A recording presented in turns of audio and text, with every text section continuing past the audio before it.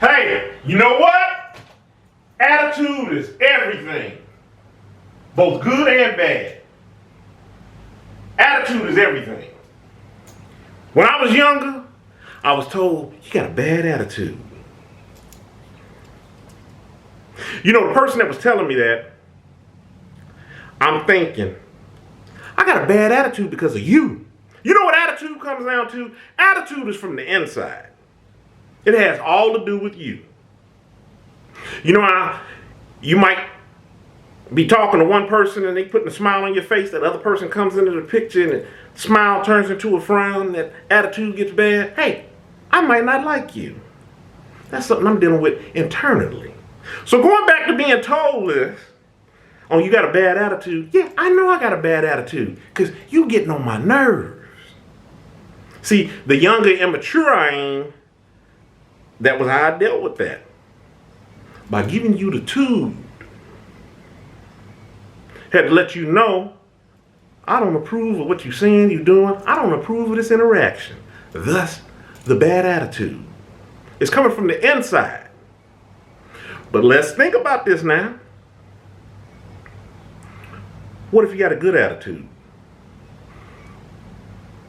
Good attitude could be just the appearance of how people perceive you are coming on. So in other words, you may be wearing a fake smile. Maybe you're just really dying on the inside, but you're putting that smile on and you're really good at acting. A lot of us play that game really well. Or what if there's some instances, well, it's not no what if there are some instances, there are some instances where you interact with the person and they truly have a good attitude. They have a good attitude because you know what they're going through. They done told you what they're going through. They're honest, they're earnest in their dealings, and they still have a good attitude about what's going on. Man, look, it inspires me.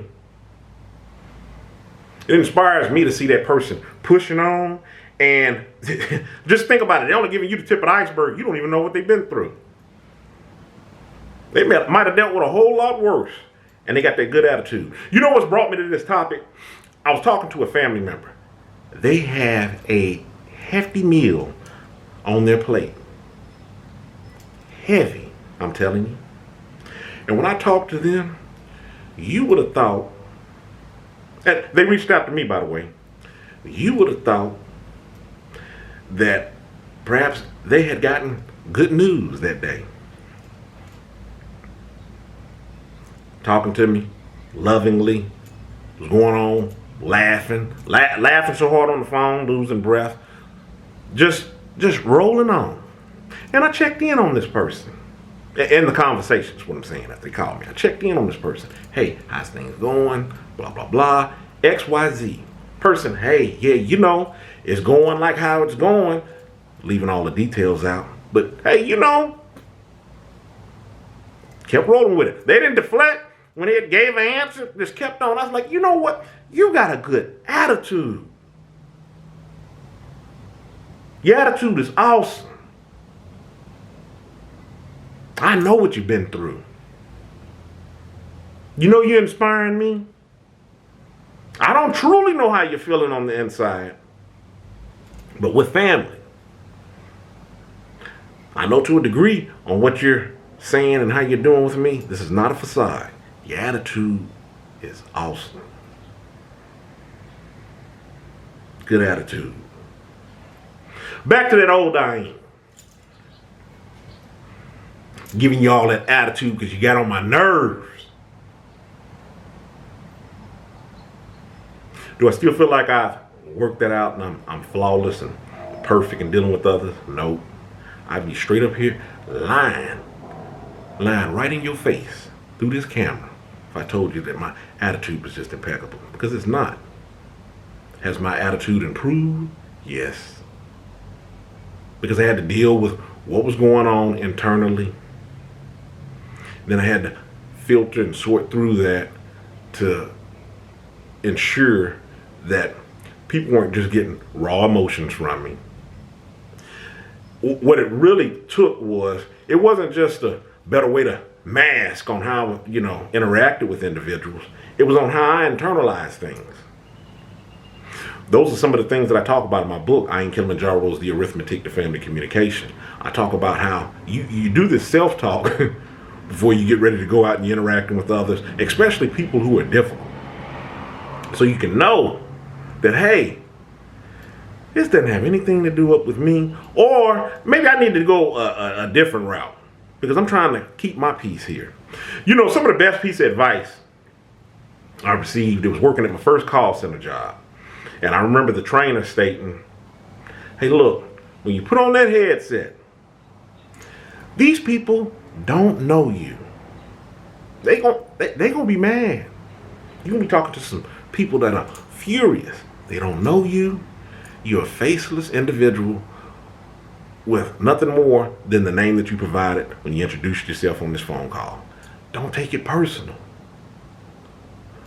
These people want they want their issues rectified. They want them resolved.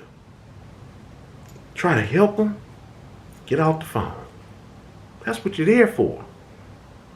Don't get wrapped all up off into this emotionally. Don't take this stuff home with you.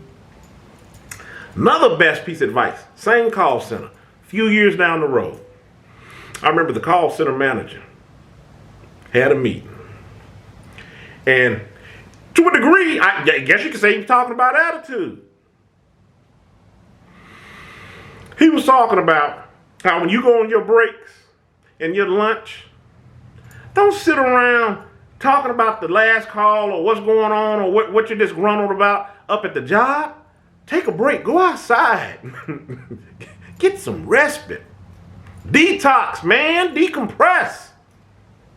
Don't sit up here and try to spend every waking moment. Here it is. You done got off the call. You done got out of this interaction. No longer a threat to you. Wasn't a threat in the first place. It was just really surface level. But you internalized it as a threat. See what I'm saying? Now, crisis is averted or aborted. I think that was the word I'm looking for. Crisis is over. Right? Simplified. Let's simplify this. Crisis is over. Now, I'm going to take some of this me time and talk about this crisis and complain and go back and forth with it through this whole 15 minutes or my lunch hour. Then get back on the phone and do this. Where do you come up for air? Attitude. It gets back to your attitude. So how you're dealing with these things. You're not just glossing over it.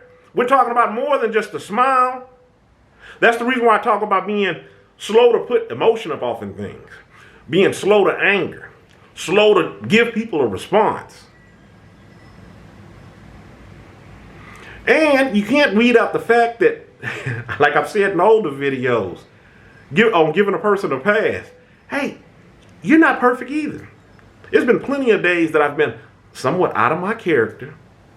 And I know for a fact, and not just one occasion or two occasions, been many occasions throughout my life, that a person has looked the other way, hadn't paid me no mind because of whatever day that I was having or whatever the case may be. It was just a little bit higher, a higher elevated I will say, and not in a good way than I was on any other typical day. They didn't respond. They kept this from blowing up out of proportion. These are just some of the things that I've learned up through my life. I got to extend the same thing to other people. Not take it so personal, be so wrapped up into it, emotional. That's how I got back to this attitude on how I'm internalizing things. So I can have a better attitude. Nothing really more that I want to add to the topic of this video. Good or bad. I will say this. After I just got nothing saying, there's nothing further to add to the topic of this video. I've no longer been told that I have a bad attitude. Last time I've heard that is in my teenage years. Think how long ago that's been.